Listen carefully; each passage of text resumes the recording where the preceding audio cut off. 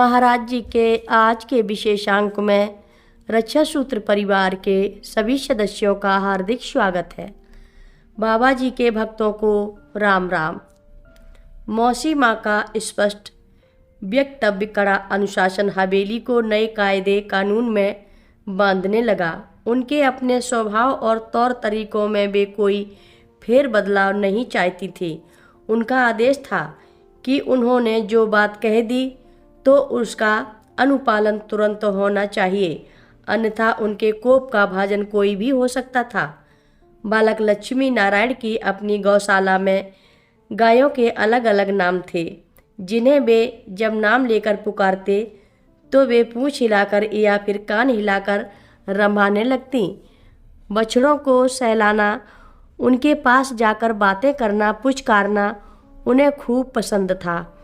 यहाँ आकर उन्हें लगता कोई तो हृदय से उनके स्वागत और प्रेम के लिए उत्सुकता पूर्वक प्रतीक्षा में है।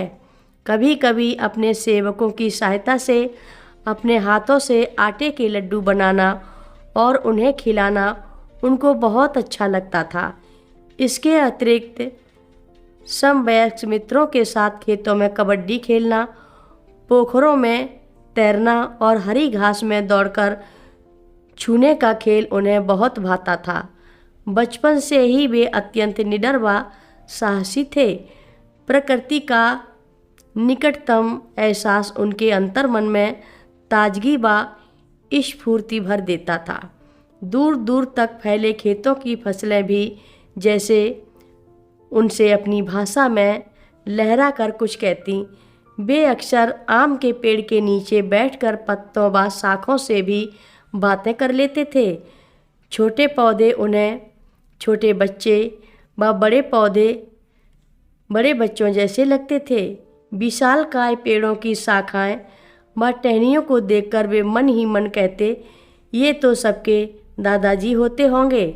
फिर आकाश में सुंदर बादलों और प्रकृति के मनमोहक दृश्यों को देखकर सोचते, इस संपूर्ण धरती को बनाने वाले ईश्वर कितने महान, कितने सुंदर होंगे, जिन्होंने प्रत्येक फूल पत्ती, छोटे छोटे कीट पतंगों और पक्षियों को बनाया है, उनका विशेष ध्यान रखा है। उन प्रभु की क्षमता कितनी अनंत अदम्य होगी। माँ कहती थी, प्रभु सर्वशक्तिमान होते हैं, वे सब कुछ कर सकते हैं, फिर माँ को वापस क्यों नहीं ला सकते।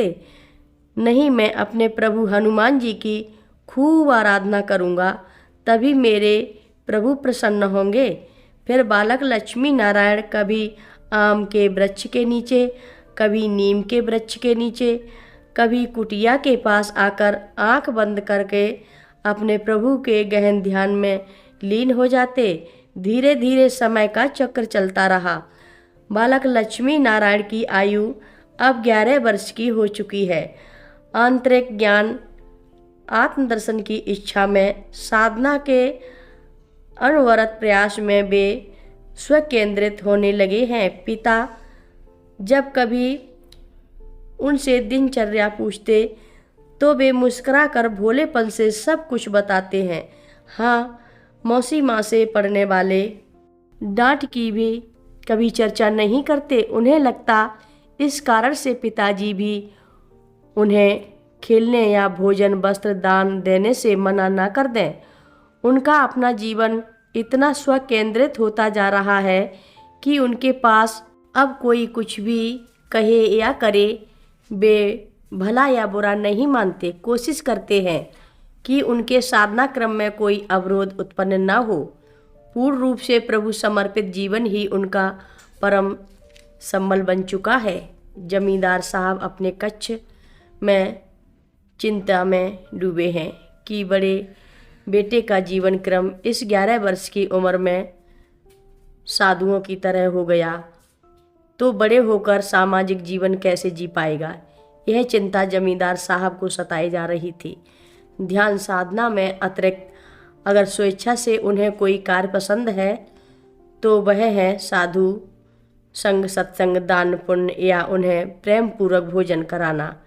इसके अतिरिक्त भी तो कोई सामाजिक जीवन है जिसका निर्वाह करना होगा। बड़े होकर ऐसे अधूरे एक तरफा विकास के साथ समाज में यह बालक कैसे सामंजस्य स्थापित कर पाएगा। वे इन्हीं विचारों में पूर्णतया चिंता में डूबे हैं। मैं तो कहती हूँ विवाह करवा दीजिए लक्ष्मी नारायण का। पत्नी त्रिवेणी देवी का स्वर सुनकर वे चौंक गई। सारा दिन ध्यान तपस्या करना या फिर खेत खलिहानों में मित्रों के साथ उछल कूद करती रहना, कोई और जिम्मेदारी का एहसास नहीं। इस तरह कैसे जिएगा यह बालक समाज में।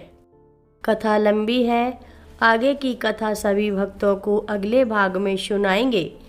हर रोज महाराज जी की कथाएं सुनने के लिए सभी भक्तों का धन्यवाद। सभी भक्त रक्षा सूत्र चैनल को सब्सक्राइब करें, शेयर करें, लाइक करें, घंटी बजाना ना भूलें। कमेंट बॉक्स में लिख भेजें जय नीव करोरी बाबा जी महाराज। सभी भक्त मिलकर बोलो नीव करोरी बाबा जी महाराज की जय जय बोलो। सिद्धि माता की जय जय बोलो।